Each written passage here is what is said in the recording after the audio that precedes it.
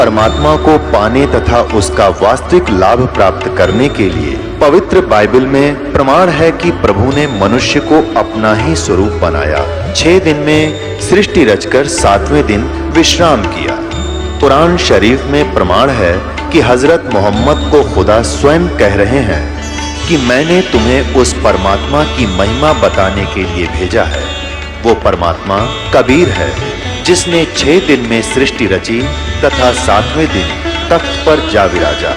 उसकी खबर किसी बाखबर से पूछ कर तो देखो। कृपया अवश्य सुनिए जगत गुरु तत्वदर्शी संत रामपाल जी महाराज के अमृत वचन। एक तो पुण्यात्माओं, आप सभ्य समाज हो, शिक्षित समाज है, पूरा विश्व है, लेकिन इधर थोड़ा सा भी माइंड डाइवर्ट हुआ ही नहीं है। जो साधना कर रहे हैं उन संतों के पास, नकलियों के पास, उनसे उनको परमात्मा वाला लाभ नहीं है। यदि किसी को कोई सुख हो रहा है तो वो हो रहा पूर्व जन्म की बैटरी चार्ज उनके पूर्व जन्मों के पुण्यों से, और वो सोच बैठा है कि यहाँ मैंने दीक्षा ली है तो मैं मंत्री बन गया। वहां से दीक्षा उस दिन 20 साल ने ली है, वो को ना बने मंत्री। तो वो पूर्व जन्म के संस्कार ही आपके प्रभावित चल रहे हैं, और ये मान बैठते हैं कि हमारे इस गुरुजी से नाम लेने से हमें मोक्ष हुआ, ये लाभ हुआ। अब इसका पता चलेगा हमारे सदग्रंथों से कि किस संत की साधना शास्त्र अनुकूल है और किसकी शास्त्र विरुद्ध है। जिसकी शास्त्र अनुकूल है और वो अधिकारी है उस मंत्र जाप के देने का, उसी से लाभ होगा। अगर ये मंत्र दास के पास से कोई प्राप्त करके तीनों के तीनों मंत्र, फर्स्ट मंत्र सतनाम, सेकंड और सारनाम, और वो खुद आगे संत बन नकली पासपोर्ट बनाने लग जाता है, तो वो साधना भी ज्यों की त्यों होगी और ज्ञान भी यही सुना देगा, क्योंकि तो पूरे विश्व में भेज दिया बच्चों ने बना बना कर सीडी। लेकिन उससे लाभ नहीं होगा। इसलिए हमने सभी चीजों को बड़ी सावधानी से चेक करना पड़ेगा। ये मनुष्य जीवन का सौदा है। हम छोटे मोटे सौदे में सौ जांच करते हैं, और इस मनुष्य जीवन के सौदे में भी हमने घनी जांच करनी पड़ेगी। अभी तक हमें जांच करने का कोई फुटरोल नहीं था, कोई पैमाना नहीं था। अब दास ने एक पैमाना बता दिया कि शास्त्र अनुकूल साधना करने से ही लाभ होगा, क्योंकि हमारे सदग्रंथ बताते हैं। श्रीमद् भगवत गीता अध्याय नंबर 16 के श्लोक 23-24 में कहा कि शास्त्र विधि को त्याग कर, यानी शास्त्रों में जो वर्णित है उस साधना के अतिरिक्त यदि हम अन्य साधना करते हैं वो मनमाना आचरण है, किसी व्यक्ति विशेष संत विशेष का बताया हुआ। उस मनमाना आचरण करने से न तो सुख होता है, न कोई सिद्धि प्राप्त होती है, और न ही उसकी परम गति होती है, अर्थात व्यर्थ। तो गीता अध्याय नंबर 16 के श्लोक नंबर 24 में तुरंत कहा कि इससे तेरे लिए अर्जुन कर्तव्य और अकर्तव्य की अवस्था में कौन सी साधना करनी चाहिए, कौन सी ना करनी चाहिए, उसके विषय में सदग्रंथ ही प्रमाण है, उनको आधार मानना। तो दास आपको सबसे पहले यही सिद्ध करता है, सदग्रंथ दिखाता है। और ये अध्यात्म ज्ञानहीन व्यक्ति जो थोड़े से शिक्षित हो गए, वो ये समझते हैं कि जब गुरु है, गुरु को क्या जरूरत है पुस्तक पढ़ के दिखाने की और सुनाने की। अरे भले आदमियों, इन गुरुआ ने तनाश कर रखा, जिन्हें कख पता नहीं, जुबानी पता नहीं, के कहानी सुना देते, संस्कृत भी बोल बोल सुना देते, अध्याय नंबर भी बता देते, पर सारी बकवाद गढ़ा करते। ये रूबरू आपके इसलिए किया जा रहा है कि ताकि आप स्वयं देखें कि दास जो बोल रहा है वो सदग्रंथों में लिखा है। उन्होंने जो बोला वो सदग्रंथों में नहीं था, और इस करके हम उनको विद्वान मान लिया, क्योंकि उनको कंठस्थ याद थे, चारों वेद भी याद थे। ऐसे ऐसे ऋषि हुए हैं जिनको चतुर्वेदी कहते, और जिनको तीनों वेद कंठस्थ याद थे उनको त्रिवेदी कहा जाता था। जिनको 2 वेद कंठस्थ याद थे वो द्विवेदी कहलाते थे, और कख पता नहीं उन वेदों का घोट घोट रखे थे। तो हम यहाँ मार खा रहे हैं, और अभी तक खा रहे हैं। आम व्यक्ति, जैसे एक बहन कह रही थी कि मेरी सास को मैंने कहा कि आप देखिएगा एक संत का सत्संग आता है, तो दास उस दिन सत्संग सुना रहा था, टीवी पर चल रहा था, और उसमें वो राधा स्वामी से दीक्षित थी। राधा स्वामी के ही बारे में जानकारी दी जा रही थी और ये वृक्ष फिर गीता का प्रमाण दिया जाता था। उर्दो मूलो मध्य शाखे 15वें अध्याय का 1 से 4 सत्संग सुनाया जा रहा था। उसमें उल्टा लटका हुआ वृक्ष दिखाया जा रहा था। तो बुढ़िया ने वो वृक्ष देख कर फिर आया राधा स्वामी के बारे में चर्चा, तुरंत बंद कर दिया टीवी। उसकी बहू जो पुत्र वधू थी वो यहाँ से दीक्षित थी, तो उसने कहा, बुढ़िया ने बंद कर दिया टीवी। कहते निंदा करता है, ये दरख्तों में रब भालदा है, पंजाब की बात है। बोले दरख्तों बीच रब भालदा है, यानी दरख्तों में वृक्षों में यो भगवान ढूंढ है। अपने आत्मा यहाँ मार खा गए हमने क्या देखा। ये राधा स्वामी वाले 40 मिनट बोले अगर मुश्किल के संत और कख उनका पता नहीं, अटपट करके चले जाए सारे श्रद्धालु, क्योंकि श्रद्धालु का स्वभाव है वो हाथ जोड़े खड़े रहते हैं। अब बस बड़े वचन सुन लिए, खाक वचन सुन लिए, उन्हें कख भी नहीं पता। तो इसी प्रकार बहुत से अन्य हमारे भक्तों से कहते हैं, जो दूसरे संतों के शिक्षित हैं, दीक्षित हैं, भक्त हैं, वो कहते हैं तुम्हारे गुरु जी तक पुस्तक पढ़ सुनावे, उन्हें कख भी पता नहीं, उनको याद ही कुछ नहीं रहता। मेरा याद तो सारा है, पर भाई बिना दिखाए काम ना चला, विश्वास नहीं हो सकता। तो इसलिए पुण्यात्मा इतना जटिल बना रखा था इस भक्ति मार्ग को और इस अज्ञान को इतना रंग दिया, हमारे हृदय में ठोक दिया था। अब दास ने उसको हटाना और निकालना बड़ा दुर्बर हो रहा है। पर परमात्मा ने दया करी, अपने बच्चों को पहले शिक्षा दी और ऐसे इंस्ट्रूमेंट बनवा दिए, ये मीडिया और चैनल, और साथ में ये CD DVD बनवा दी, मोबाइल के अंदर ऐसी बढ़िया सिस्टम करवा दिया। ये गॉड गिवन है, ये सारा कुछ आपके लिए। न ये 43,20,000 वर्ष है चतुर्युग के अंदर, सतयुग त्रेता द्वापर में, और ये लगभग 40 लाख वर्ष जा लिए, अभी तक ना हुई है कुछ भी व्यवस्था। और अभी 10 वर्ष से ज्यादा 10 वर्ष हुए हैं।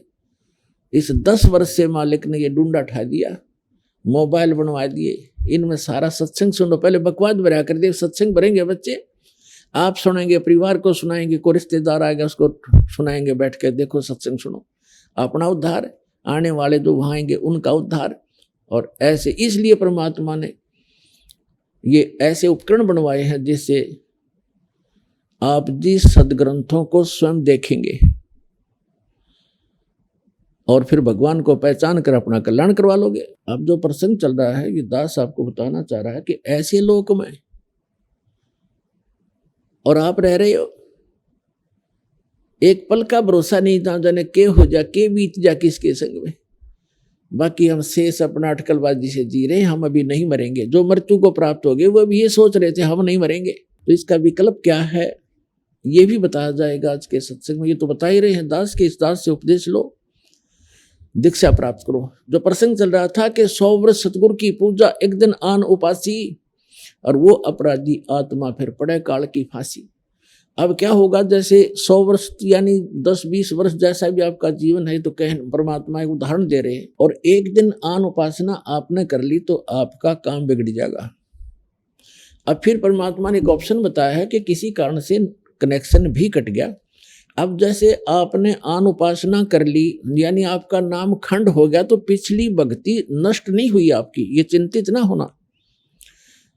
पिछली भक्ति उसकी नष्ट होती है जो गुरुद्रोही बन जाता है, यानी गुरुजी की निंदा करना शुरू कर देता है। यहाँ से दीक्षा छोड़ भी दी, नाम छोड़ भी दिया, और फिर वो निंदा करने लग जाता है, किसी भी कारण से यहाँ से विमुख होकर जाता है, तो गलती तो उसकी अपनी होती है। फिर वो कर्महीन इंसान गुरु के अंदर अवश्य सैकड़ों दोष बताता है, सुना लोगों को बताता है झूठे, तो वो गुरुद्रोही कहलाता है। तो उस गुरुद्रोही से तो बात भी करने में आपको हानि होगी। अन्यथा जब तक ये जीव गुरुद्रोही नहीं होता, भले ही नाम छोड़ देता है, तो पिछली जो भक्ति है वो उसकी सुरक्षित रह जाती है। लेकिन वो लाभ, या तो उसका लाभ है दोबारा नाम लेवे और फिर से भक्ति चालू कर ले, तो पिछली तो है ही संग्रहित, आगे चार्जर फिर लग जाएगा। और जो हो गया गुरुद्रोही, उसका सारा वो भक्ति नष्ट हो जाती है उसकी, पिछली भक्ति बिल्कुल नहीं रहेगी, इस जन्म की उसमें आग लग जाती है। तो परमात्मा कहते हैं गुरुद्रोही की पेड़ पे आदरणीय गरीबदास साहिब जी कहते हैं कि गुरुद्रोही की पेड़ पर जय पग आवे वीर और 84 निश्चय पड़े नो सतगुरु कहें कबीर। आदरणीय गरीबदास साहिब जी गांव छुरानी जिला झज्जर हरियाणा वाले अपने परमात्मा से, अपने परमात्मा कबीर जी से प्राप्त उस ज्ञान को, यथार्थ अध्यात्म ज्ञान को जानकर किस प्रकार बताते हैं। गुरुद्रोही की पेड़ पे जय पग आवे वीर और 84 निश्चय पड़े नो सतगुरु कहें कबीर।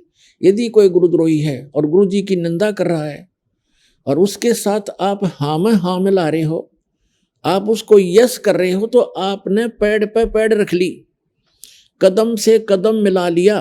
पेड़ पे पैर रखना, पग रखना, यानी उसकी यस में यस कर दी। तो आपकी भक्ति, आपकी भक्ति नष्ट हो जाएगी, आपकी भी भक्ति नष्ट हो जाएगी। तो इसलिए कहते हैं गुरुद्रोही की पेड़ पे जय पग आवे वीर, 84 निश्चय पड़े, 84 लाख योनियों में पक्का जागा वो व्यक्ति नो सतगुरु कहें कबीर। इसलिए ये बिजली जैसा करंट समझ लेना, इससे इतना डरना पड़ेगा। ये मर्यादाएं हैं, तो मेन मर्यादाएं। छोटी मोटी गलतियों से, किसी व्यवस्था के कारण, मजबूरी के कारण को खंडित भी हो जाता तो नाम उसमें पिछली भक्ति नाश नहीं होती, और तुरंत उसको आके अपना सुचारू करवा ले, आगे उन गलतियों से बचे। अब ये दास देख रहा है कि समाज भगत और जगत का सदा से ही बैर रहा है, विरोध रहा है, क्योंकि भगत ने जो क्रियाएं करनी होती हैं वो भक्ति को सुचारू रखने के लिए करनी पड़ती हैं, और समाज की क्रियाओं को करते हुए हम भक्ति पर नहीं चल सकते। इसलिए कुछ दिन समाज में विरोध भी होगा, पर नम्रता से पेश आना, झगड़ा ना करना, भगवान को साक्षी रखना, परमात्मा के सामने प्रार्थना करना कि मालिक इनको सद्बुद्धि दो जो हमारा विरोध कर रहे हैं। फिर एक दिन उनको भी आवश्यकता है भगवान की, वो भी आएंगे, उन्होंने ज्ञान सुना नहीं है, इसलिए कई जगह आपने सुना है कि गांव में विरोध कर देते हैं, कुल के लोग भी विरोध कर देते हैं, खुद परिवार के सदस्य भी विरोध कर देते हैं। करने दो उनको, पर आप अपनी क्रिया को छोड़ना नहीं, भक्ति करते ही रहना। और किसी कारण से कोई मजबूरी व्यवस्था के कारण हो भी जाता है तो परमात्मा से हृदय से माफी मांगना, अपनी व्यवस्था प्रकट करना दाता के सामने, और फिर दोबारा आकर के दीक्षा, अपना कनेक्शन फिर से चालू करवा लेना यहाँ आकर के, फिर कोई हानि नहीं होगी। तो यहाँ परमात्मा कहते हैं कि गुरुद्रोही की पेड़ पे, पेड़ माने उसके पैर के चिन्ह पर जहां से वो गुजरा है। एक तो पेड़ होती है, जैसे गुरुद्रोही जा रहा हो और उसके पीछे आप जा रहे हो, ये नहीं कि उसके कदम पर कदम रखेगा उसके चिन्ह पर, ऐसा नहीं। पेड़ पे पेड़ रखना, कदम से कदम मिलाना, कदम से कदम मिलाना मीन उसकी सब बातों को आप स्वीकार करना। कर लेते हो तो वो गुरुद्रोही की पेड़ पे पैर रख दिया आपने। जैसे कोई आपके गुरुजी की निंदा भी कर रहा है, आप कहीं बैठे हो, जैसे बस में बैठे और दूसरी सीट वाला ही ये बातें करना शुरू कर देता, तो आप कहाँ जाओगे? तो आपके हृदय में ये उससे लड़े नहीं, क्योंकि लड़ने से तो बात बिगड़ती है भगत की, उससे लड़े नहीं, और उसके द्वारा जो बकवाद की जा रही है वो आपके हृदय में घर करे नहीं कि ये वैसे नींद में बन रहा है, बांधन दे, भौंकण दे इसको। और ये मंत्र है, इससे ये आपकी भांग उतर जाएगी, और ये भांग उतरने के बाद फिर आपको पता चलेगा कि मैं कहाँ रह रहा हूं। जैसे एक शराबी शराब पी के, जैसे हरियाणा जैसे क्षेत्र में, राजस्थान जैसे क्षेत्र में, राज्य में शराब पी करके बाहर पड़ा है गर्मी में दिन के 12 बजे, और बुरा हाल, पसीना पसीना हुआ है, रेत में लिपटा पड़ा है। उसको कोई कहे कि उठ भाई, आप तो बहुत गलत स्थान पर पड़े हो, चलो आपको छाया में बैठाता हूँ, आपको प्यास भी लगी होगी। तो वो पड़ा गदा जोड़ दे मौज हो रही है। अब उसको पता है नहीं तो पड़ा कहाँ है, क्योंकि वो होश में नहीं है, उस नशे से बोल रहा है। और जब वो होश में आएगा, सचेत होगा, वह शराब उतर जाएगी, उसकी नशा उतरेगा। तब वो देखेगा और उसको कोई बताएगा कि तू यहाँ पड़ा था कल, तो उसको स्वयं महसूस होगा कि मैं गलत जगह पड़ा था, अरे यह शराब पीनी नहीं चाहिए। उस समय तो मन में आओगी, पर सामने फिर घुटी ला बैठेगा। तो कहने का भाव ये है कि हम सत्संग सुनते हैं, सत्संग सुनने के बाद हमें पता चलेगा या भांग उतरेगी, शराब उतरेगी, नशा इस काल का, इस झूठे सुख को सुख है, ये मान रहा मनमोद, ये सकल चबीना काल का, कुछ मुख में कुछ बोल। फिर आपको जब यह नशा उतर जाएगा, इस सत्संग रूपी एंटीबायोटिक ये टेबलेट खाते हैं, फिर आपको महसूस होगा कि हम कहाँ रह रहे हैं, ये कोई लोक है, ये कोई स्थान है जिसमें हम रह रहे हैं। तो ये एंटीबायोटिक सत्संग आपको इसलिए सुनाया जा रहा है कि ताकि आपका ये नशा उतरे जहां आप रह रहे हो और जिसको आप अपना मान रहे हो। फिर परमात्मा कहते हैं कि यदि आपने ये ज्ञान समझ में आ गया और आपके बच्चे हैं, आपका परिवार है, बहुत अच्छी बात है, क्योंकि ये भी भगवान के बच्चे हैं, इनमें प्यार, इनमें मोह, इनके प्रति अच्छा स्वभाव भाव वर्तना, व्यवहार, अच्छा व्यवहार करना, तो ये हमारा नैतिक फर्ज बने है। लेकिन इनको भी अगर सुरक्षित रखना चाहते हो, जब तक आपका जीवन है, ये बेमतलब की जो दुर्घटनाएं होंगी, अकाल मृत्युएं होती हैं, तो इनसे दुख होता है हमारे को, बच्चा मर गया, कोई पत्नी मर गई, कोई पति मर गया, किसी को कैंसर होगी, तो उनसे बचने के लिए परमात्मा कहते हैं आप मेरी द्वारा दी गई ये साधना करो, ये मंत्र जाप करो, मैं तुम्हारी फिर रक्षा करूंगा, अकाल मृत्यु नहीं होने दूंगा। तुम्हारे बच्चे तुम्हें प्यारे लगते हैं, पांच पिता प्यारे लगते हैं, तो ये तभी ये प्यार बना रहेगा जब सत भक्ति करोगे, ये भी सुरक्षित रहेंगे। जब तक आप यहाँ रहोगे, आप यहाँ भी ठीक रहोगे और भगवान बच्चों को भी सद्बुद्धि देगा, आपकी भक्ति बनेगी, आपकी वृद्धावस्था भी अच्छी तरह व्यतीत होगी, क्योंकि सत्संग सुनने वाले और भक्ति करने वाले बच्चे, पुत्र वधू और पुत्र अपने आप विनम्र हो जाते हैं, उनके अंदर दया भाव भर जाती है और कोई लोभ लालच से वो सेवा नहीं करते, वो एक अपना नैतिक कर्तव्य जानकर फिर सेवाएं करते हैं। तो आपकी वृद्धावस्था भी सुथरी बीतेगी, भगवान की कुछ भक्ति साथ देगी, कुछ बच्चों में परमात्मा उनमें भाव अच्छा भरेगा। तो इस प्रकार परमात्मा कहते हैं जब तक आप यहाँ रहो इस गंदे लोक में, तो हमारी शरण ग्रहण करो, आपको यहाँ भी सुख दूंगा। और जब यहाँ से जाओगे, विमान में बैठकर जाओगे, आपको महसूस ही नहीं होगा कि आपकी मृत्यु हुई। आप शरीर छोड़ोगे पता नहीं चलेगा, क्योंकि ये तो एक ऊपर का खोखा है, ये तो सबसे गंदा बॉडी है जो आपको प्राप्त है, हमें प्राप्त है, और इसमें इसको हम फाइनल मान रहे हैं, तो बहुत अच्छा है। ये अच्छा इसलिए है कि इससे हम भक्ति कर सकते हैं, ना युक्ति अच्छा नहीं। और इस भक्ति के लिए ये सबसे अच्छा है, क्योंकि ये मानव शरीर बार बार प्राप्त नहीं होता, इसलिए इसका सदुपयोग करें। अब हम आपको बताना चाहेंगे, ये दास आपको बताएगा कि आप यहां फंसे कैसे। सबसे पहले आपको इस भक्ति मार्ग में लगने से पहले, इस ज्ञान को ग्रहण करने से पहले सृष्टि रचना का ज्ञान होना अनिवार्य है। जिसमें आपको सृष्टि रचना का ज्ञान हो जाएगा, फिर आपको सभी सदग्रंथ और युग काल का सारा जाल आसानी से समझ में आएगा।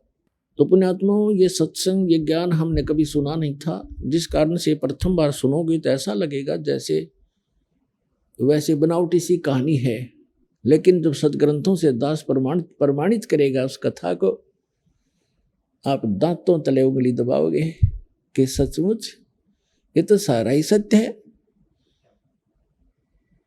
अब आपको दास सुनाएगा,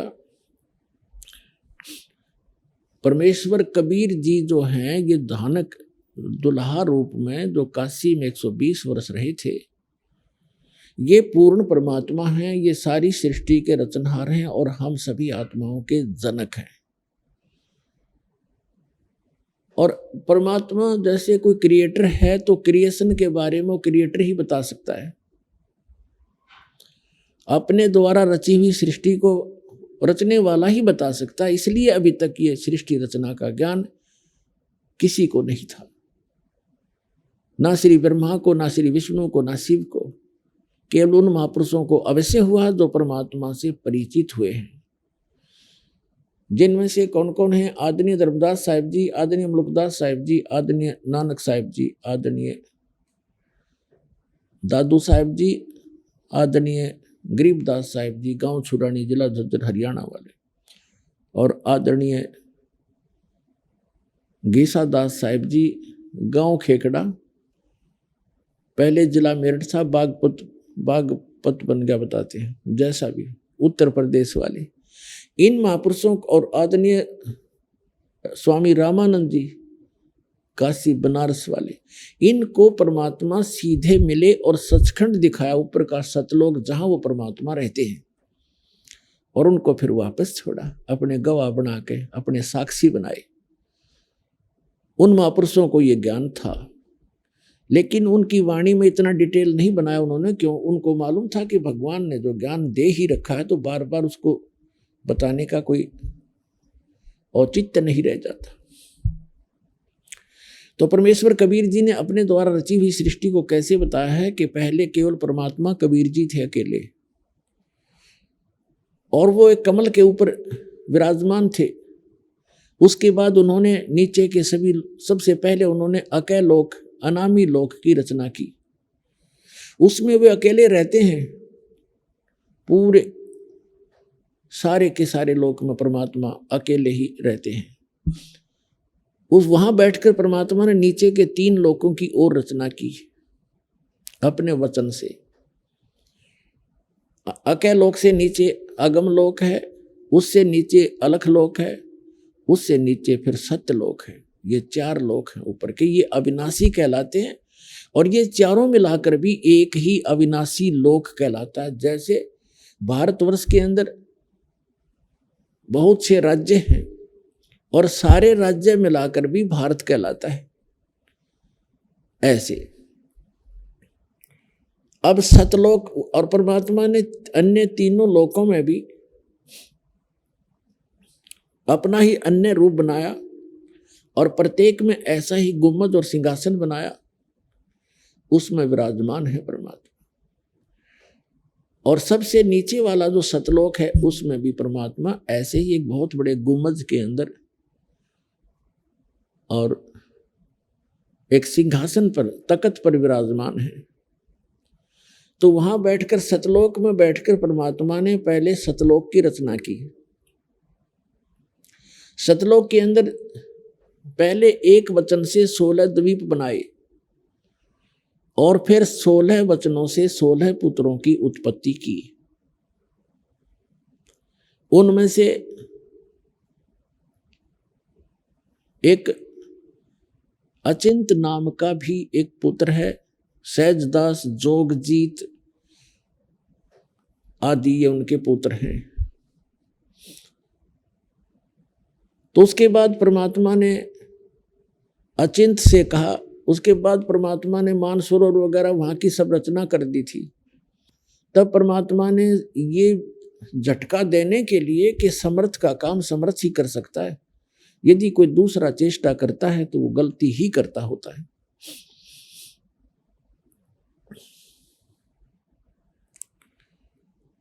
तो परमात्मा ने अचिंत अपने पुत्र से कहा कि आप सृष्टि रचो।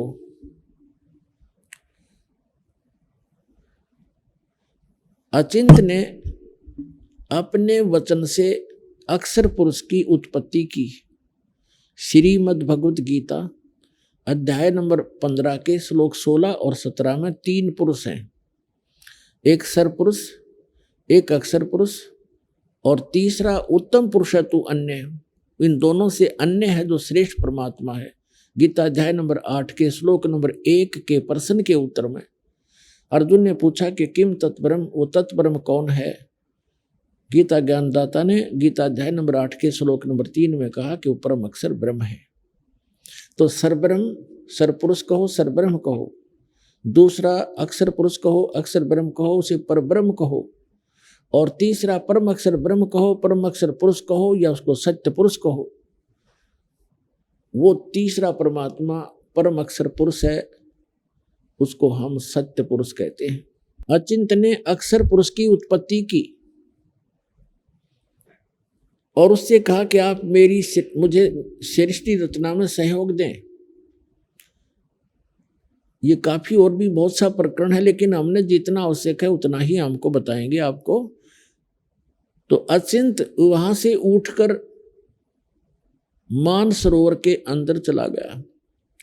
वहां अपना जो बॉडी है वो श्वास से नहीं चलता, और इसलिए वहां अमर शरीर है हमारा। तो वो शरीर उस मानसरोवर के अंदर जाकर वो आनंद से लेट गया, निंद्रा आ गई। काफी समय बीत गया, तब अचिंत ने परमात्मा से, सत्य पुरुष से प्रार्थना की कि भगवान, अक्षर पुरुष निंद्रा में है, उठ नहीं रहा है, सृष्टि रची नहीं जा रही। तब परमात्मा ने कहा कि पुत्र, जब आपसे अक्षर पुरुष ही नहीं जगाया जा रहा तो सृष्टि खाक रचोगे तुम। बंद करो अपनी सृष्टि, तुम्हारे बस की बात नहीं है। इस बात से अचिंत बहुत शर्मिंदा हुआ और क्षमा याचना की कि भगवान, आगे से कोई हम ऐसे काम नहीं करेंगे, आपकी आज्ञा से ही मैंने ये सब कुछ किया था। तो परमात्मा ने कहा कि मैंने इसलिए तुझे आज्ञा दी थी कि तुम्हारे अक्षमता का आपको पता चल जाए कि जिसका काम उसी को साजे और करे तब मूर्ख बाजे। ये तो एक देसी कहावत है। तो अचिंत को उसके बाद सभी को ये बात होगी कि समर्थ के काम में टांग अड़ानी नहीं चाहिए। तो एक तो ये झटका दिया मालिक ने उनको। फिर परमेश्वर ने क्या किया कि उस सरोवर से ही एक थोड़ा सा जल लिया, अमृत, और उसको अपने वचन से एक अंडा बना दिया। अंडे में एक आत्मा प्रवेश कर दी। वो अंडा छोड़ दिया, बहुत बड़ा अंडा था, बहुत बड़ा। उस अंडे को छोड़ दिया उस जल में।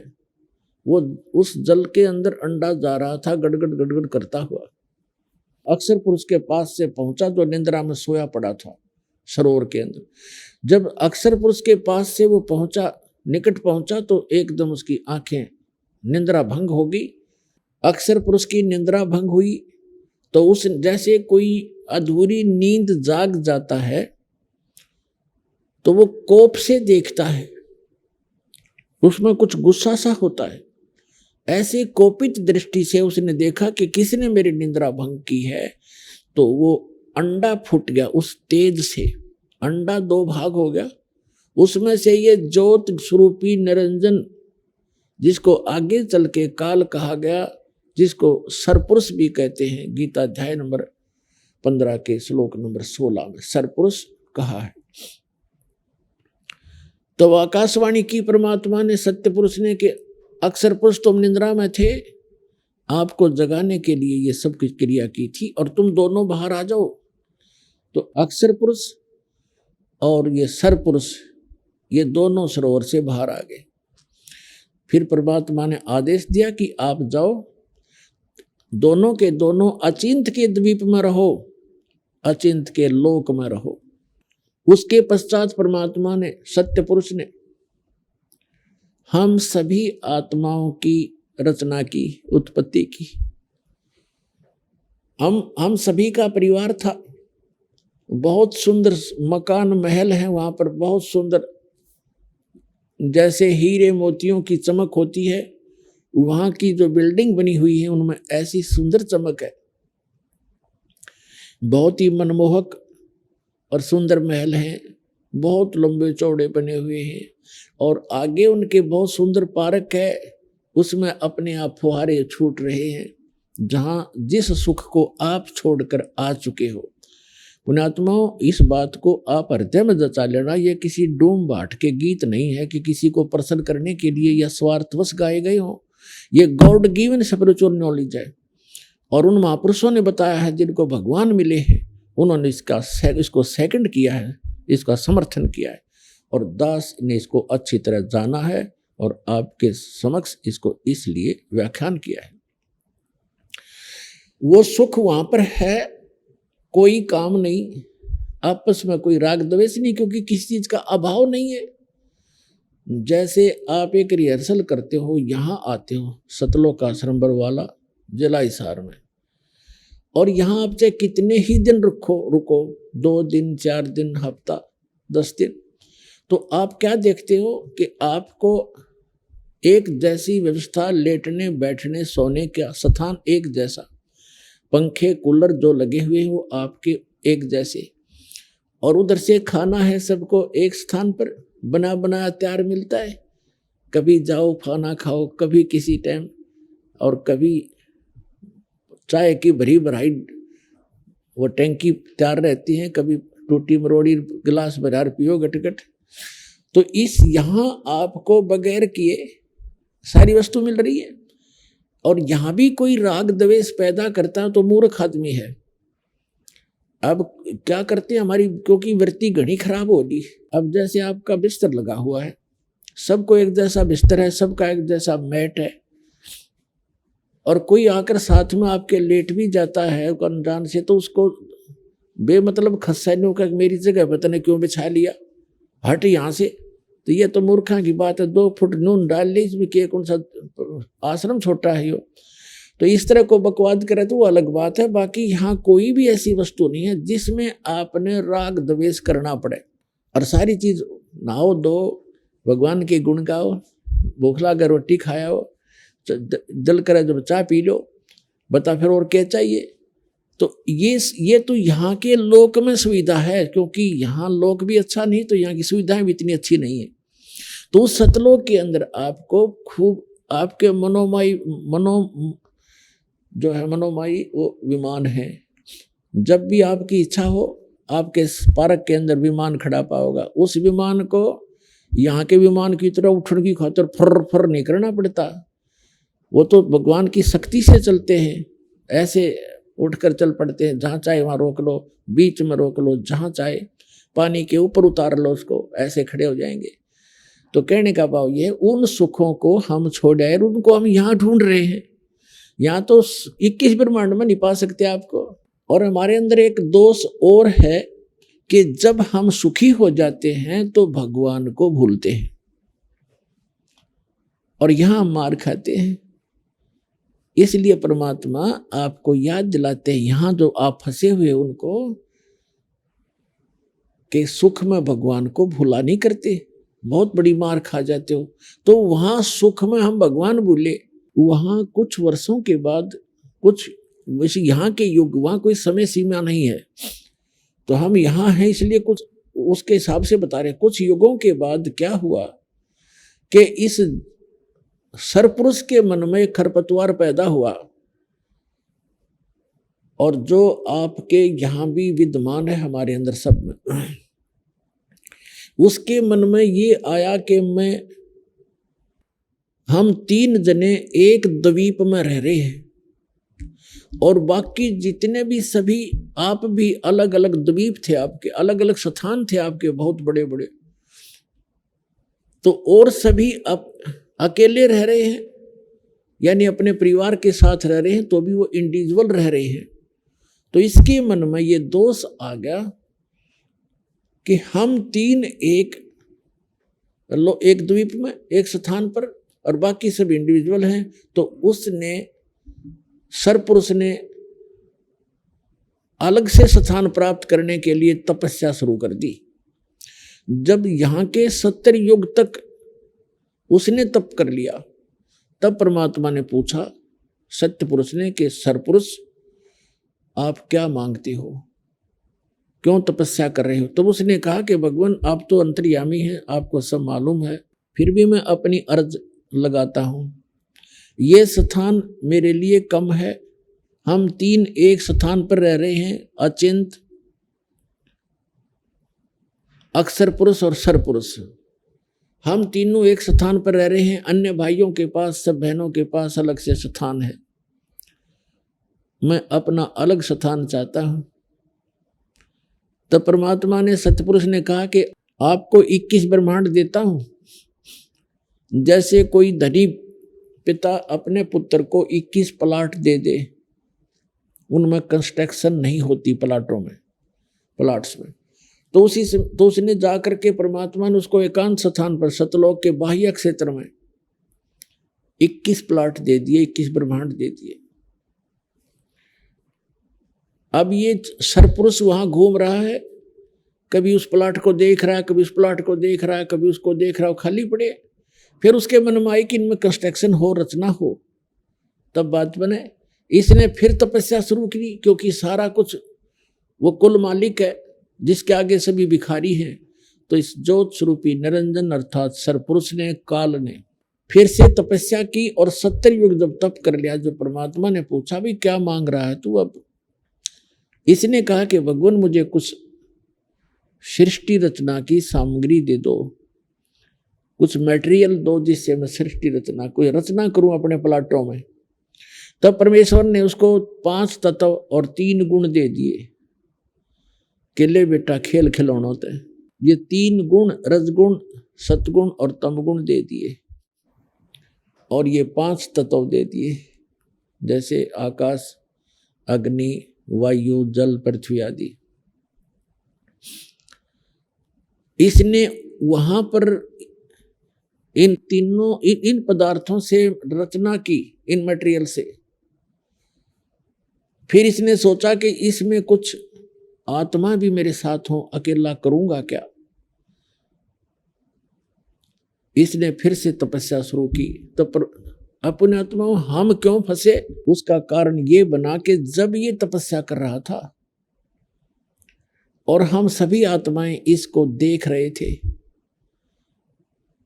ये कभी ये एक पैर पे खड़ा होकर तपस्या कर रहा था, कभी उस पैर को बदल लेता था, कभी उसको बदल लेता था, और हम इसको देख रहे थे। हम इसके ऊपर आसक्त हो गए, क्योंकि वहां अब हमारी नजर जो है बहुत तेज होती है, बहुत दूर से भी हम बिल्कुल साफ देखते हैं।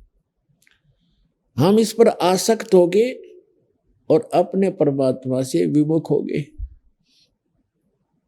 हम पतिव्रता पद से गिर गए।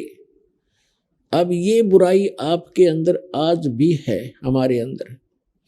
जैसे कोई हीरो या हीरोइन, अभिनेता या अभिनेत्री अपनी रोजी रोटी के लिए चटक मटक डांस डूंस करते, बेमतलब की एक्टिंग करते, और ये युवा बालक, लड़के और लड़कियां उनके ऊपर आसक्त हो जाते हैं।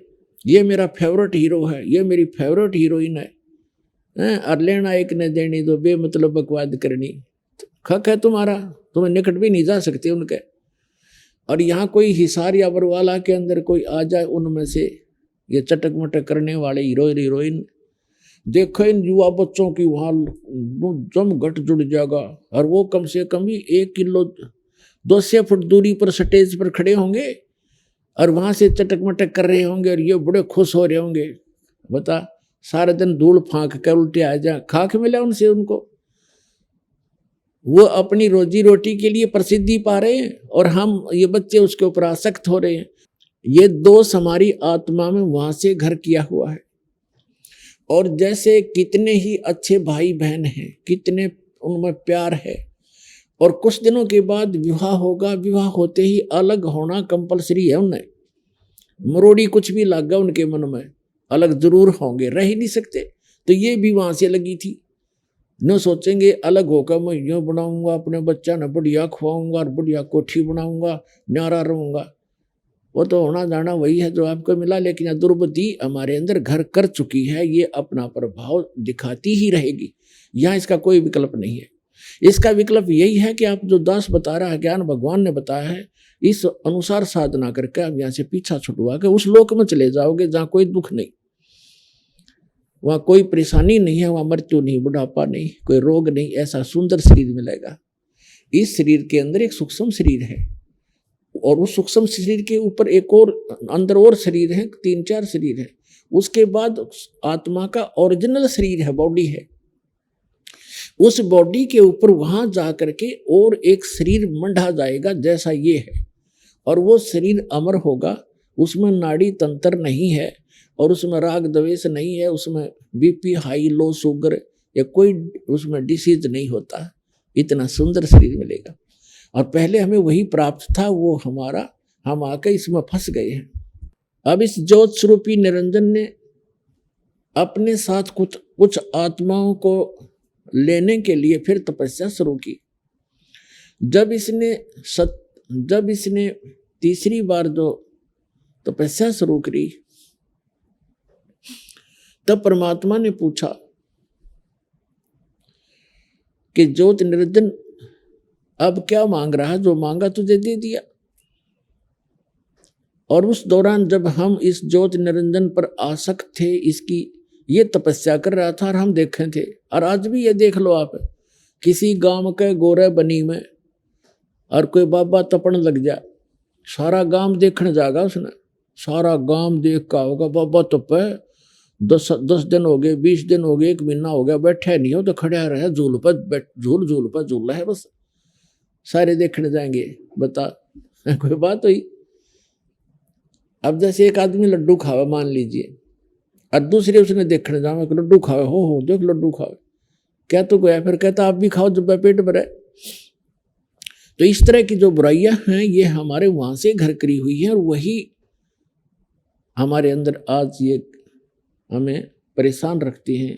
उसी तरह हम क्रिया कर रहे होते हैं। अब क्या हुआ कि परमात्मा ने बीच बीच में जब हम उसको देख रहे थे, उसकी तरफ हमारी आसक्तता बन गई थी, ज्योति निरंजन की तरफ, सरपुरुष की तरफ, तो परमात्मा आकाशवाणी किया करते थे कि बच्चों तुम ना देखो इसको, अपना मस्त रहो और इसको अपनी क्रिया करने दो।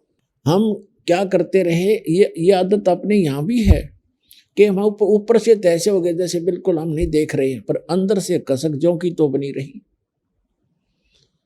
इसकी चाह हमारे हृदय में घनी बन गई, हम आसक्त हो गए इस पर बुरी तरह, और वो अंतर्यामी जान गया कि इनका ये नाश निकट है, ये मुझसे भी धोखा कर रहे हैं, मुझे भी ऊपर से दिखा रहे हैं कि हम नहीं देख रहे हैं और अंदर से उसको चाह रहे हैं। तो हम पति भर्ता पद से गिर गए। तो परमात्मा ने कहा कि बोल भाई, तो परमात्मा ने हमें वहां से निकालना अनिवार्य समझा। किस प्रकार? जैसे सेब विक्रेता होता है, सेब ये फ्रूट, और वो क्या देख, उसको वो सेब कितनी प्यारी होती है और एक सेब कितनी कीमती होती है।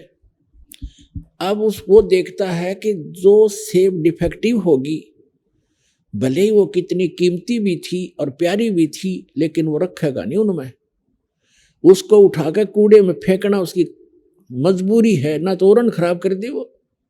तो इस प्रकार हम वो डिफेक्टिव सेब हो गए उस भगवान के।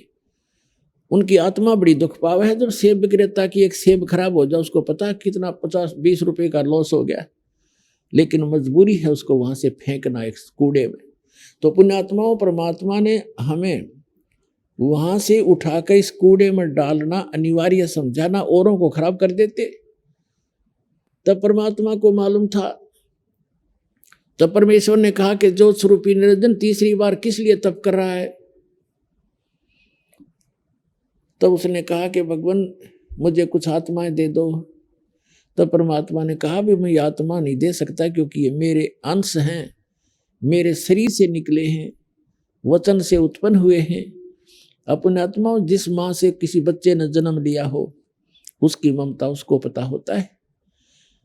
एक माई का ऐसा लड़का हुआ कति अपंग सा, और उसमें भी उसकी इतनी गजब की ममता होती है, बेशक वो कैसा ही है लेकिन उसकी आत्मा उसमें फंसी हुई होती है। इसी प्रकार वो परमात्मा कहते हैं कि ये सभी आत्माएं मेरे से उत्पन्न हुई, मेरे शरीर से निकली है।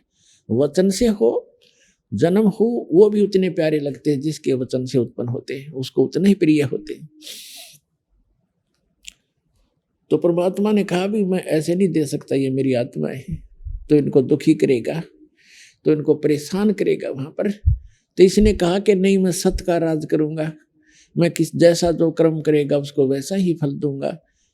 परमात्मा ने पहले तो इससे हाँ भरवाई, फिर कहा भी देख ले, पर एक बात है, उनसे पूछ ले, जो सब इच्छा से जाना चाहता हो तो चले जाएगा, मैं आज्ञा नहीं दूंगा उनको जाने की, जब तक वो स्वयं डिमांड नहीं करेंगे। तो ज्योति निरंजन ये सरपुरुष आपके पास, हमारे पास आया। हम जब हमारे पास आया तो जैसे कोई हीरो आ जाता है तो चारों तरफ बच्चे कैसे इकट्ठे हो जाते हैं, ऐसे हम चारों तरफ उसको झूम के उसने कहा कि मैंने पिताजी से तपस्या करके अलग से द्वीप, अलग से ब्रह्मांड प्राप्त किए, स्थान प्राप्त किया है, क्या मेरे साथ चलोगे तुम? हम तो पहले तैयार थे। तो हमने सब ने कह दिया कि चल पड़ेंगे, यदि गुरुजी पिताजी आज्ञा दे देंगे तो हम चलेंगे, हम तैयार हैं। तब परमेश्वर के पास जाकर के ज्योति निरंजन ने कहा कि जी कुछ आत्माएं मेरे साथ जाने को तैयार हैं, पर आपकी आज्ञा चाहते हैं। परमेश्वर ने कहा, सत्य पुरुष ने, कबीर जी ने, कि चल मेरे साथ, मेरे सामने जो हाँ भरेगा तेरे साथ जाने की तो मैं अलाउड करूंगा। तो ज्यों ही परमात्मा और वो ये सरपुरुष आए हमारे पास, तो परमात्मा ने कहा कि बोल भाई कौन आत्मा इनके साथ जाना चाहता है, अपना हाथ खड़ा करो। अब हम आगे थे चारों तरफ से, परमात्मा के आदेश से वहां बैठ गया। सेकंड में वहां सारा काम होता है, बैठ गए पूरे क्षेत्र में। तब परमात्मा ने कहा कि जो इनके साथ जाना चाहते हैं, सरपुरुष के साथ इसके ब्रह्मांडों में रहना चाहते हैं, हाथ खड़ा करो। अब परमात्मा पहले आकाशवाणी करके हमें समझाया करते थे कि इस पर आसक्त ना हो तो मार खा जाओगे।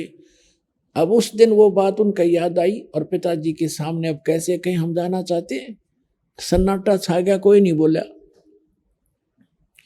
तब परमेश्वर ने कहा कि सरपुरुष आप तो कह रहे थे कुछ जाना चाहते हैं तो बोलते ही नहीं, झूठ बोल रहा तू। तब सरपुरुष ने कहा कि पिताजी ये आप के सामने नहीं बोल रहे हैं, पहले तो सभी कह रहे थे जितने यहाँ बैठे हैं। तब इतनी बात हो रही थी, तभी एक आत्मा ने खड़ा होकर के स्वीकृति दी उसको। अब जो ही उसने एक खड़ा हुआ तो हमने सभी ने हाथ खड़े कर दिए और खड़े भी हो गए। हमने सोचा कहीं ये अकेला ही सारा काम लूट ले और हम रह जा पीछे। देखा देखी सारे खड़े हो गए, जितने यहां फंसे हुए हैं, चींटी बने हैं, हाथी बने हैं, कुत्ते बने हैं, गधे बने हैं, सुअर बने। तो पहले हम सभी मानो, सभी प्रहार में जो हम वहां से आए, हम वहां सभी मानव शरीर से हमारे। तो परमात्मा ने कहा ठीक है ज्योति निरंजन यानी सरपुरुष तू जा अपने लोक में, 21 ब्रह्मांडों में जा। जिसने तेरे साथ जाने की स्वीकृति दी है उनका मुझे सब मालूम है, मेरे पास उनके सब कोड वर्ड नंबर उपलब्ध हैं। इन सबको मैं भेजूंगा, पर नू का नू लापड़दा नहीं भेज सकता। इनको मैं अलग से व्यवस्था करूंगा, बीज रूप में बनाऊंगा पुनः। और जिस अब तू जा, वो भेज दिया। जिस आत्मा ने सबसे पहले स्वीकृति दी थी उसको एक सुंदर लड़की बना दिया अपने वचन से, और उस लड़की के अंदर वो सभी आत्माएं सूक्ष्म रूप में डाल दी। अपने आत्माओं जैसे एक वट वृक्ष देखा होगा, बड़का वृक्ष। वड़का वृक्ष इतना बड़ा फैल बड़ा होता है बहुत गुना, और उसका बीज होता है राई जितना, राई से छोटा होता है बड़का बीज। अब परमात्मा ने उन सबको बीज रूप बना दिया। परमात्मा की वचन में सारी शक्ति है, वो कुछ भी कर सकता है। तो जितने भी वहां थे सब बीज रूप में बना दिए, और उस बीज को अपने वचन से उस लड़की जो बनाई थी प्रथम, जिसने स्वीकृति दी थी, उसके शरीर में प्रवेश कर दिया, सारे के सारे बीज रूप में। और उस लड़की से कहा कि बेटी अब तू, तेरे को वहां भेज रहे हैं ज्योति निरंजन के पास, सरपुरुष के पास, और उसके साथ मिलकर तू ये सृष्टि रच देना। तेरे को वचन शक्ति दे दी है मैंने। वचन से जितने भी तू जीव कहेगी, चाहे पशु बनाना, चाहे पक्षी बनाना, और चाहे तो देव बनाना, मनुष्य बनाना, जैसा सोचेगी वैसे ही बन जाएंगे। अपने पुत्र सहज दास से कहा कि सहज दास अपनी बहन को ज्योति निरंजन के पास छोड़ आओ। अब उस सरपुरुष के पास, और उसको बता देना कि ऐसे ऐसे मैंने इसके अंदर सभी वो आत्माएं जो तेरे साथ आना चाहती थी बीज रूप में डाल दी हैं, और ये बहन जितने भी तू कहेगा उतने ही नर और मादा उत्पन्न कर देगी। इसमें ऐसी शक्ति भी मैंने भर दी है, वचन में शक्ति दे दी है। सहजदास ने जाकर के ज्योत निरंजन से सारी वार्ता सुना दी और लड़की को वहां छोड़कर वापस आ गया। अब वहां दोनों अकेले रह गए, सरपुरुष और ये लड़की जिसको अब दुर्गा कहते हैं, जो अष्टंगी कहलाती है। अब ये दोनों रहे तो लड़की युवा होने के कारण उसका रंग रूप निखरा हुआ था। आइए अब हम उन श्रद्धालुओं के अनुभव जानते हैं जो जगत गुरु तत्वदर्शी संत रामपाल जी महाराज जी से दीक्षा प्राप्त कर चुके हैं तथा उनके द्वारा बताए गए भक्ति मार्ग पर चल रहे हैं। नमस्कार जी, सच्चाई क्या नाम है जी आपका?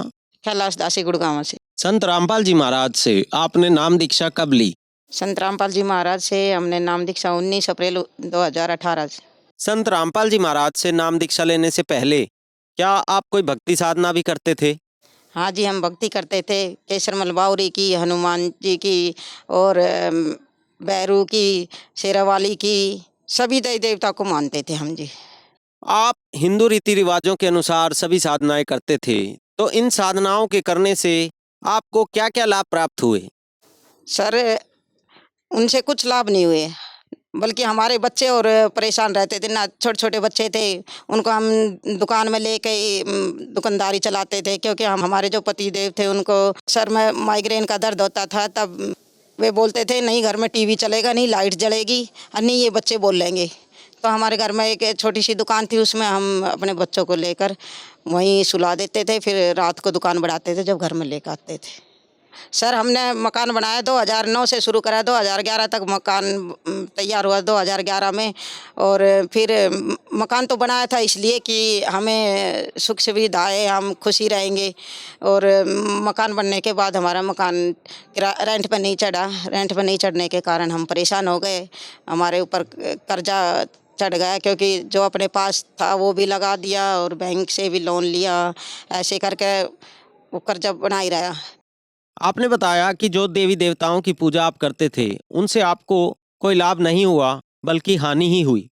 आपके पति को माइग्रेन की जो दिक्कत थी वो बनी रही, साथ ही साथ आपके परिवार पर आर्थिक कर्जा भी हो गया। तो संत रामपाल जी महाराज की जानकारी आपको कहाँ से मिली? सर, हमारे अलवर से एक आंटी अंकल आए, उन्होंने हमें ज्ञान चर्चा हमारे से ज्ञान चर्चा करी, गुरुजी के बारे में बताया, संत रामपाल जी महाराज के बारे में बताया हमने, तब नाम दीक्षा ली। संत रामपाल जी महाराज से नाम दीक्षा लेने के बाद आपको कोई लाभ भी प्राप्त हुए? सर, पहला लाभ तो ये हुआ कि हमारे पति ने नाम लिया 15 अप्रैल 2018 में, उनको उसी दिन से गायब हो गया वो माइग्रेन। सर, मेरी बेटी को हर साल मतलब 2 साल तक लगातार 2 दिन बुखार हुआ, फिर टाइफाइड बता दे, टाइफाइड टीबी का रूप धारण कर ले। फिर हम जी किसी रिश्तेदार ने हमारे को बताया कि वहाँ ले चलो दुजाना में पक्का इलाज कर देते हैं। हम अपनी बेटी को दुजाना लेके गए तो वहाँ पे दुजाने वाले ने भी दवाई दे दी, इंजेक्शन लगा दिए 2। तब है ना उनको पलटियाँ नहीं लग रही थी, रोज दुजाना वाले डॉक्टर से पलटियाँ और हो गई गुड़िया को। हम फ़ोन कर रहे, डॉक्टर साहब गुड़िया को पलटी होने लगी, बोले कोई नहीं इंजेक्शन लगवा लो, हो जाएगा आराम। हमने मेडिकल स्टोर से एक इंजेक्शन ला के लगवाया, फिर भी नहीं पलटी रुकी। मेरी बेटी है ना मृत्यु की साइज पे थी, मैं डॉक्टर के साथ झगड़ने लगी। डॉक्टर साहब आपने ये क्या किया, मेरी बेटी है ना पैरों से चल के तो आई थी, आपने गुठलियाँ चला दी। तो फिर बोला कोई नहीं अभी दवाई दे देते हैं, इंजेक्शन लगा देते। वे जाते ही बस 2 इंजेक्शन देते थे और वे पोटली बांध के दवाई दे देते थे। सर, वे बोले कि डॉक्टर ने बोल दिया कि ये 1 2 3 4 चौथी दुकान है ना, यहाँ पे एक बाबा झाड़ा लगाते हैं, इनको झाड़ा लगवा लो। सर जी, हमने पति से बोला जाओ अपनी बेटी को झाड़ा लगवा लो। पति जी बोले कि वही मैं नहीं लगवाऊंगा झाड़ा, मेरी भक्ति खराब हो जाएगी, जाओ आप लगवा लो। मैं बोली मैं क्यों लगवा लूँ, मैंने भी 9 महीने हो गए भक्ति करते, मेरी भक्ति पे पानी फिर जाएगा, मैं भी नहीं लेके जाऊंगी। तो बोला कोई नहीं, अगर मरेगी तो हमारे गांव की बड़ी चाणियाँ हैं उसमें फूक आऊँगा, और जिएगी तो जिंदा रहेगी तो बड़ा ही घर है मालिक ने दे रखा है, खेल कूद लेगी आराम से। सर, वो बेटी को ऐसी बात चुभी कि बेटी थोड़ी देर में ही रेडी होगी। हम रिक्शा में बैठा कर ले आ रहे थे दुजाना, ये रोहतक हाईवे पे 1 किलोमीटर अंदर है दुजाना गांव। वहाँ हमारी बेटी रिक्शा में रोने लगी ज़ोर ज़ोर से। मैंने सोचा सर जी कि मेरी बेटी अब जाएगी। मैं बोली बेटी क्या हुआ, कुछ नहीं, मैं गुरु संत रामपाल जी महाराज की नाम दीक्षा लेना चाहती हूँ। तो मगर नियम निभा लेगी? हाँ, सारे फॉलो करूँगी मैं। तभी सर जी मेरी बेटी को 80% आराम हुआ। उसी दौरान वो बेटी ने नाम दीक्षा के लिए तैयार हुई गुरुजी से नाम दीक्षा लेने के लिए, तभी उसको इतना आराम लग गया। सर जी मेरे को अभी 10वें महीने की 2022 में बुखार आ गया था ना। संत रामपाल जी महाराज से नाम लेने के बाद मेरे को खांसी भी नहीं हुई थी, लेकिन नाम खंडित हो गया था हमारा, तो मेरे को बुखार आ गया। मैं अपने भगत जी से बोली कि मुझे गोली ला दो मेडिकल से। उन्होंने लाए तो वे 2 गोली, बोला आधी ले ले। मैंने आधी गोली ली, आधी गोली से ही मेरा टॉयलेट भी बंद होगा और पेट का सब कुछ सूख गया। इतनी परेशान होगी, मैं जानी चलो कोई नहीं हो जाएगा, आज नहीं कल परमात्मा क्या बरा कोई करड़ आई है वो टल जाएगी, इस बेस पे मैंने बताया नहीं। दूसरे दिन मैं बिल्कुल परेशान होगी तब बताया।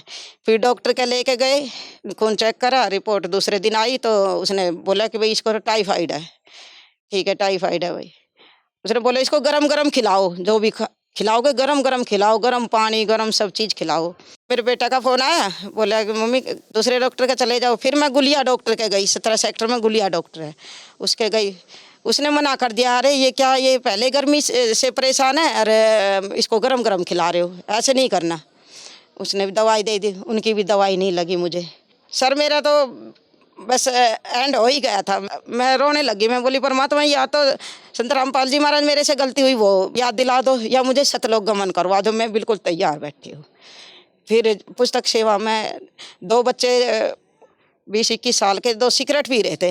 हम बोले भाई पी ले पहले, फिर ले लेना किताब, इतना ही बोला था हमने। और फिर हम भूल गए और हमें पता नहीं चला ऐसे नामखंड होने से मेरे को ये दिक्कतें हुई। और संत रामपाल जी महाराज से नाम शुद्ध करवाते ही बिल्कुल ठीक हो गई। और तब मेरी दवाई भी लगनी शुरू हो गई, भूख भी लगना शुरू हो गई। सर घर बनाया तो इसलिए था कि खुशहाली आएगी, लेकिन बनाने के बाद हम इतने गिर गए कि हम जिस भी पड़ोसी के पास बैठना चाहे ना, हम अपने दुख की बातें उनको थोड़ा बताना चाहे तो सभी ये सोचे कि ये कर्जा मांगने आगे होंगे। हमारी स्थिति इतनी खराब हो गई थी। लेकिन लॉकडाउन में जो बंदी छोड़ संत रामपाल जी महाराज की दया से हमारा बच्चा ट्रेनिंग पे जा रहा था लखनऊ, फिर लॉकडाउन में वे घर आ गए। देते नहीं सैलरी उस ट्रेनिंग की, लेकिन हमारे बच्चे को मिली 18,000। 18-20 हज़ार में या तो हम घर में खा ले या कर्जा उतार ले। लेकिन उसी दौरान संत रामपाल जी महाराज ने मेरे 4.5 लाख रुपए, बंदी छोड़ सतगुरु रामपाल जी महाराज ने मेरे 4.5 लाख का कर्जा लॉकडाउन में कर्जा उतरवाया। संत रामपाल जी महाराज से नाम दीक्षा लेने के बाद आपको बहुत से लाभ प्राप्त हुए। आपको शारीरिक लाभ प्राप्त हुए, साथ ही साथ आपका एक 4.5 लाख रुपए का जो कर्जा था वो भी आपका उतर गया। तो जो श्रद्धालु आज आपको सुन रहे हैं, आप उनको क्या संदेश देना चाहेंगे? संदेश तो संत रामपाल जी महाराज देंगे। मैं तो एक हाथ जोड़ के विनती कर सकती हूँ कि जो भी आज मेरे विचार सुन रहे हैं, सब बंदी छोड़ सतगुरु रामपाल जी से नाम दीक्षा ले और सब मेरी तरह सुखी हो जाए। संत रामपाल जी महाराज से नाम दीक्षा कैसे ले सकते हैं? संत रामपाल जी महाराज के कई टीवी चैनलों पर सत्संग आते हैं, उनके नीचे एक पट्टी आती है, कॉन्टैक्ट नंबर लिखे होते हैं, उनसे संपर्क करके अपने नज़दीकी जो नामदान सेंटर है उनसे संपर्क करें और नाम दीक्षा लें। धन्यवाद जी। सच्चाई।